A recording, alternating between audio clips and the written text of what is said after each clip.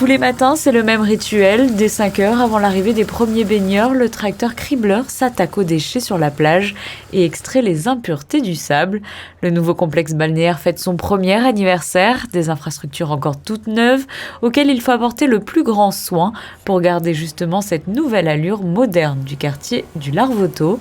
Un embellissement qui passe par un important entretien quotidien effectué par les agents de la Société monégasque d'assainissement. Donc on a une rotation qui s'adapte aux différentes saisons et les prestations elles-mêmes sont bien plus variées puisqu'on a déjà une très grande esplanade qu'on nettoie avec des autolaveuses. Donc la mécanisation et la rationalisation des outils pour l'usage de l'eau et l'ergonomie des collaborateurs. On a de grandes surfaces vitrées qui tendent à se généraliser avec des moyens nouveaux. Donc on utilise de l'eau osmosée pour ne pas laisser de traces et on cherche des moyens un peu innovants pour optimiser ce traitement-là.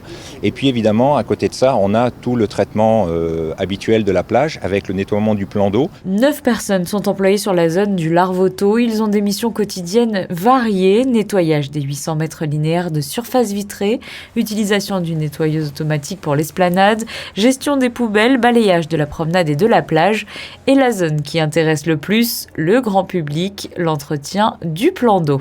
On a deux appareils différents, on a à la fois un jet et à la fois un appareil, un drone qui s'appelle un Jellyfish. C'est un appareil aussi évolutif, c'est-à-dire que vous verrez, vous avez une sorte d'épuisette, une grosse épuisette qui est derrière, qui collecte et qui ramasse tous les déchets. Mais ce qui est intéressant aussi, c'est qu'en cas de tâche d'hydrocarbures, on peut se permettre aussi de rajouter comme un buvard, on va dire un gros buvard, qui nous permet aussi de les enlever et de filtrer aussi l'eau. Des techniques de plus en plus innovantes sont recherchées pour favoriser la propreté urbaine, gérer de manière efficace l'économie et la préservation des ressources, mais aussi apporter plus de confort au quotidien chez les employés.